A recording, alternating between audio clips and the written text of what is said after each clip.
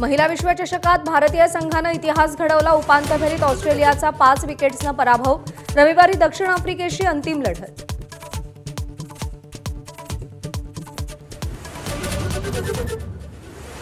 जून 2026 पर्यंत कर्जमाफीबाबत निर्णय घेणार सरकारचं आश्वासन। कर्जमाफीसाठी सरकारकडून उच्चाधिकार समितीचीही नेमणूक।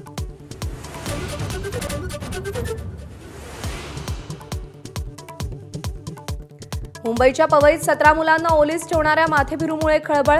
रोहित आर्यचा पोलिसांच्या एन्काउंटरमध्ये मृत्यू। सरकारनं कंत्राटाचे पैसे बुडवल्याचा आर्यचा आरोप।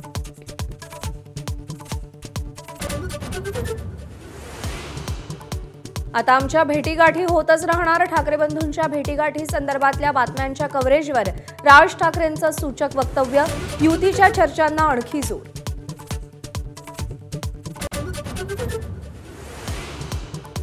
शिवरायांच्या गडावर नमो सेंटर उभी केल्यास फोडून काढू। राज ठाकरेंचा थेट सरकारला इशारा। तर मुख्यमंत्री पदासाठी किती लाचारी पत्करणार। एकनाथ शिंदेंवर राज ठाकरेंची पहिल्यांदाच जहरी टीका।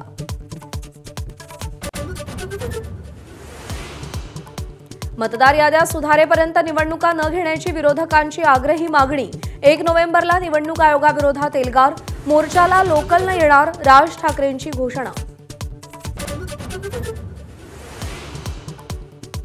पुण्यातील वादात अडकलेल्या जैन बोर्डिंगच्या जमिनीचा व्यवहार अखेर रद्द।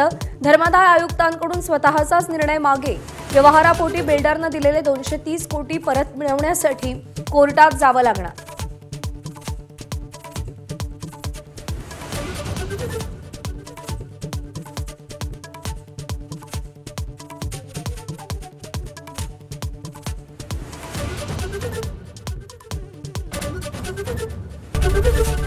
एबीपी माझा, उघडा डोळे बघा नीट।